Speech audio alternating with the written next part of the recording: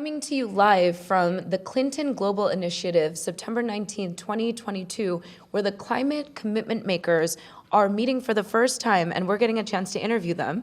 With me is Aparajita Bhalla, who is representing Rainforest Alliance. So excited you're here. I'm so excited to be here. Thank you. So tell us a little bit about who you are and about the Alliance. So the Rainforest Alliance is a global nonprofit working on the intersection of climate, social, and economic justice. We have been around for the last 35 years. We're celebrating our 35th year anniversary this year, actually. So we work largely in food and agricultural supply chains as well as tropical forests. So what we do is we have one of the largest sustainable agricultural standards that works across 13 commodity sectors. That's a big part of what we do. And then we also work with traditional grant-funded development programs on integrated landscape management in the most vulnerable landscapes across the globe to protect and restore standing tropical forests. Fantastic. So what is the commitment that you're actually here to make today? So our commitment is to scale the integrated community forestry management approach that I'll speak about just very briefly in a minute through our Forest Allies community of practice, which I will also speak about in a minute. So let me kind of explain what integrated community forestry management is about.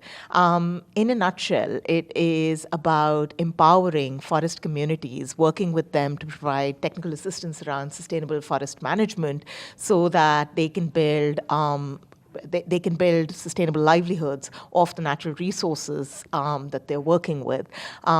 This is an approach that we've been working on in Pitan in Guatemala for the last 30 years. And it's stunning because in over that period, deforestation rates in community managed concessions in that forest have been near zero, whereas deforestation rates in surrounding areas have been 20 times higher. So it is about empowering local communities. I was just hearing the plenary session, and it is about putting power, finance, decision rights in the hands of these communities that we wish to serve. The Forest Allies community of practice is simply to scale that through bringing together corporates, regional civil society, and forest communities, really creating momentum and acceleration behind that approach.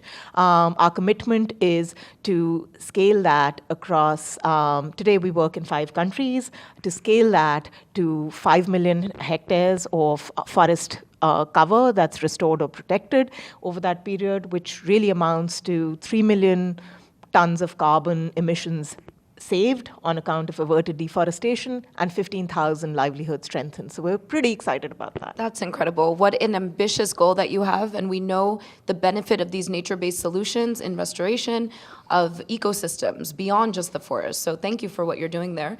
And so tell me, from your vantage point then and all the work you're doing, are you optimistic? Do you think we have the solutions to overcome this climate crisis? What needs to happen to make sure that we really reverse this warming trend? Can we even? We can, and we will. I think for us, it's a two-pronged approach, right? First and foremost, we need to protect standing forests. We need to protect standing forests in vulnerable landscapes.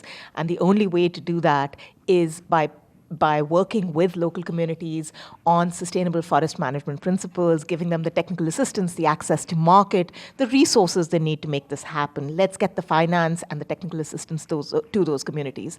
Second, restoration. Estimates out there suggest that there's 2 billion hectares of forest cover that can be restored, and that'll have a major impact on our climate goals.